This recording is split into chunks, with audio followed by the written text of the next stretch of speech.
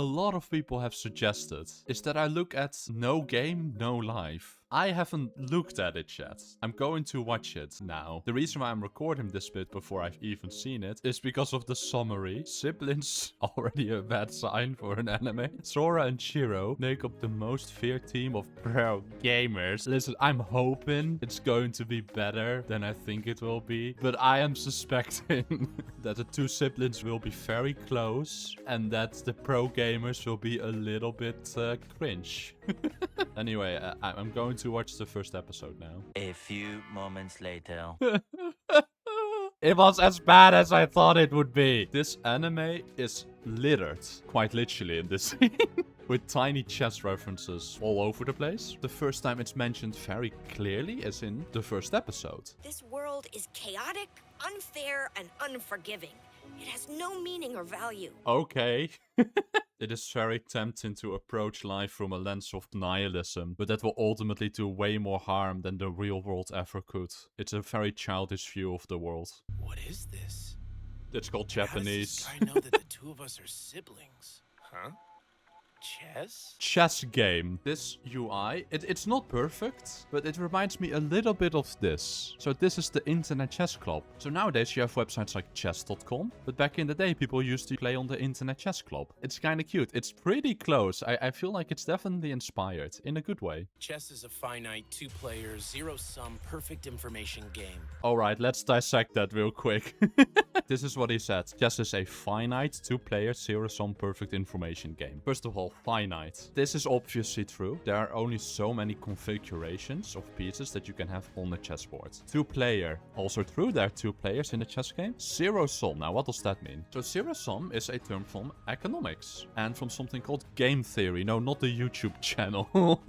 And essentially what zero-sum means, the losses of one side are perfectly balanced by the gains of another. Take, for example, this chocolate cake. If we're competing to eat most of the chocolate cake, if I eat this half of the chocolate cake in one go, then now we're only competing for this slice. These are my gains, but they're also your losses. Because at the end, your losses would be everything I ate. Let's say that hypothetically, I'm a gross little goblin and I eat even more of the cake before you get any chance. Well, now your losses are even greater because I have even more cake. Now, let's say you finally get a single bite in. Now, those constitutes as my losses. And then, of course, I kick you in the face and then I eat the rest of the cake. If we tally it up at the end, I have eaten most of the cake. Those would be your losses and my gains. You've eaten this slice of cake. Those would be my losses and your gains. Even though actually all the cake is mine and you suck.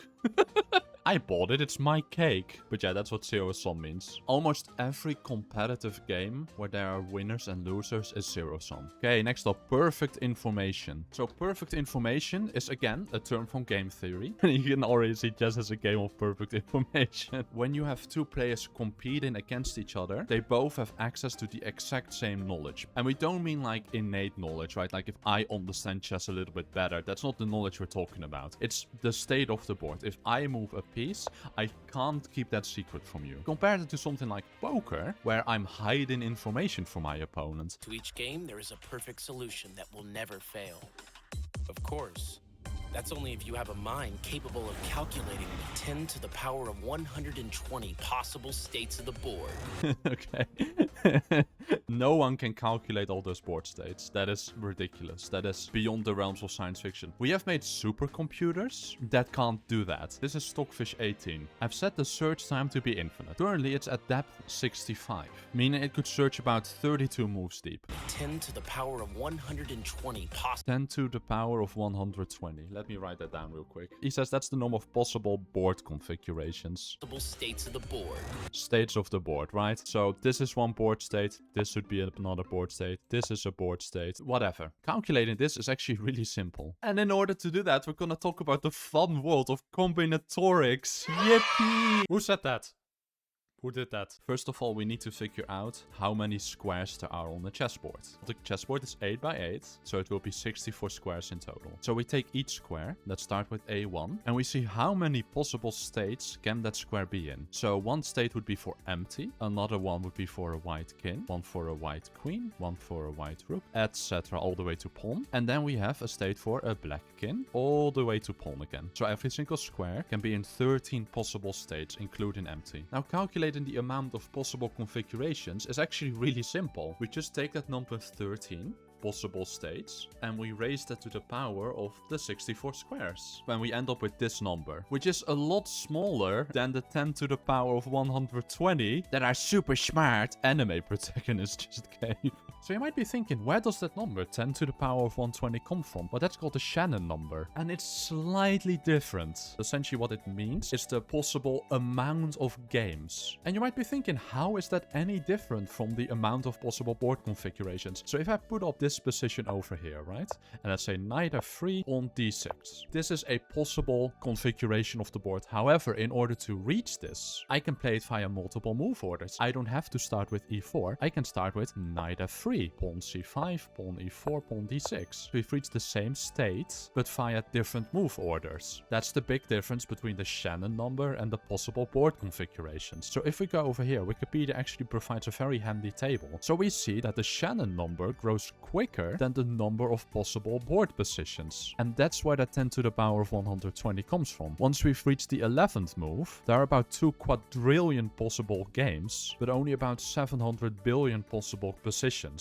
So I'll give the anime some leeway here. The wording wasn't right, but I'm being very nitpicky. So they start playing their game, and I love it that they're providing game notation. It makes my job so much simpler. But when I started looking for the game, I found out it's a real, actual chess game, and I love that. I wish more anime did this. Between Yoshibaru and Peter K. Black ended up winning this game. Now, as you can see, our protagonists in the anime are playing with the white pieces. So at some point, white went wrong in the actual game, but the anime found some improvement. So this is the actual game, and we're gonna go through it real quick. So our protagonists have the white pieces, and the mysterious challenger has the black pieces. So we start with d4, d5. This is just a normal opening. This move is called the Queen's Gambit. Black has 2 main responses to this, and they are to protect the pawn with another pawn. Why is this done? White establishes this tension over here because they would like to take. In the event of black recapturing, they get full control over the center. However, after we defend the pawn with another pawn, we don't get full center control because black continues controlling the e4 square. In the game, c6 was played. And here black played e6. This is called the semi-Slav defense. It might look very passive because we're blocking out all of our pieces, but black will try and break open the position with early b5, bishop b7 and c5 moves. And as it turns out, their passivity is only temporary. This blocks out this bishop, but it keeps the b2 pawn protected. It also means that after a capture, the pawn is protected. So if you over here move bishop f4, we could decide to take, and after we attack the pawn, it can be defended. For that reason, e3 is played.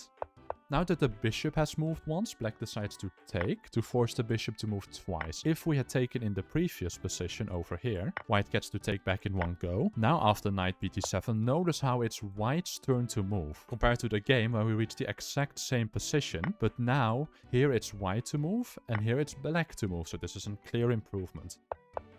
Black plays a small inaccuracy with bishop d6. The bishop is quite misplaced here. For one, it's not protected due to the knight. For another reason, if we ever play e4, this needs to be addressed, because if we ignore it, e5 is a fork. That's why very often, if e4 is a desirable move for white, you don't want the bishop to be on d6, but you prefer to have it on e7, because now we at least have the option to ignore it. e4 is played anyway, despite it hanging. It's actually a really nice pawn sacrifice. We get to play queen c2. Now you can see that the knight is attacked and this pawn is attacked. Black decides to defend the knight, which is of course very sensible, and rather than take the pawn, white decides to make a small improvement with knight to g5. This is what we call a deflection sacrifice. This knight is the only defender of the bishop, so after we take and white takes on c6, this move is now a fork because the knight is no longer protecting the bishop. A rook is normally worth a lot more than a bishop, so you would think that black should protect the rook. This is actually much worse, because after we take on d6, it isn't about the material, it's about the fact that this king is now stuck in the center and cannot castle to safety through check. That's why black in the game decides to play knight to e4, which protects the bishop but gives up the rook. The rook! Who said that? Who did that? After black castles, white was forced to make a lot of queen moves. And again, they have to move the queen lest they get trapped over there. And black is going to use this initiative to start some sort of attack. Now, as you can see in the anime, we reach it about this stage. This was right as the pawn was taken. And here, as you can see, they captured the rook. So the queen was placed over here. And just like in the anime, the move played was knight to f6. Now, in the real game, white went wrong here. This move does something very important. It takes away this knight's last retreating square. However, it cut off its own piece's advance. Well, okay. Not quite advance. I would call that retreat, but yeah, whatever. this one's deliberately using a bad move to lure you in. And I kind of love that comment. As you can see, right now, this position is a little bit better for white. After knight f6, white's actually much better if you simply castle and completely ignore the fact that this knight is basically trapped. Now, most chess players can resist anything except temptation. So in the real game, pawn to f3 was played. This is losing even though we're winning the knight. The reason why it's losing is beautiful. So in the real game, first bishop d7 was played, which is wrong, but it doesn't matter. After this exchange here, black played the stunning, beautiful bishop takes h2. And what a glorious move this is. There was this chess player, Mikhail Tal, and he was known for stunning sacrifices. And this move just really reminds me of him. You have one hand in piece, but instead of moving it, we sacrifice another piece, because the problem here for white is that both are hand in, but you can only take one. What happens if you take the knight? The previous move, bishop takes h2, did something important. It removed the defender of the g3 square. So after the knight is taken, we can give this check. And there is no good response. There's nothing you can do. After here, you go king to d1. Queen takes d4 comes in. Let's say we try and run away. This is check. And then over here, this is simply mate. After king f1, I take here. I'm threatening mate in 1. How are you going to defend this? The only thing the computer here can do is just throw material to delay the inevitable. That being checkmate. The knight really isn't acceptable. What happens if we take the bishop? You're gonna be in for a treat. Queen takes d4. We completely ignore that the knight is hand-in. Currently, we are threatening queen f2, rook d8. Meaning that white really can't do anything better than take the knight. But that doesn't mean anything because it just gets replaced by another piece. We are down 5 points of material, but we're completely winning because the king is so weak. It's so beautiful. So rook to h1 gets played, but after queen f2, the rook joins. You wanna always attack with all your pieces. And even though white is up all this material, look at this idiot in the corner. Look at this idiot. None of them are playing. King goes to c2, queen takes on e2. You're just lost. Stunning sacrifice. Knight to c3. We have sacrificed everything, but it doesn't matter. It doesn't matter. This king is just too weak. You can't do anything. Check. We block with the queen. Please take my queen, white says. No, no, no. I won't even do that. I won't even do that because I will take your soul. It's mate. What a beautiful game. All because of the fact that white got just a little bit too tempted to take the free material. And they just collapsed. In the anime, the big brother steps in. It's a human. Don't worry, if it's a contest of skill, you got this in the bag. The two of us, Sora and Shiro, form two halves of a whole. Instead of playing f3 together, they figure out that that's not good. And they find an improvement over the actual game. I'm sorry, I don't like this anime. It's too much wish fulfillment. I don't like stuff that's not safe for work, I'll be honest with you. But it mirrors the way that they problem solve throughout the show. So it makes some sense. So they played a very long game and at the end, they managed to beat their opponent. And as a prize, they get teleported to a parallel world where everything is... Oh, that's the god of the world. Where everything is run purely based on game logic. There were more scenes in the anime that featured chess. However, they were too nonsensical. They weren't chess anymore and the video is already quite long. So I'll leave it here. I would love to get some suggestions on what shows you'd like me to cover. I'm also thinking about not only doing anime. That would be all for me. YouTube thinks you like this video. I worked very hard on it. Maybe give it a watch, maybe not, but I'll see you later. Bye bye.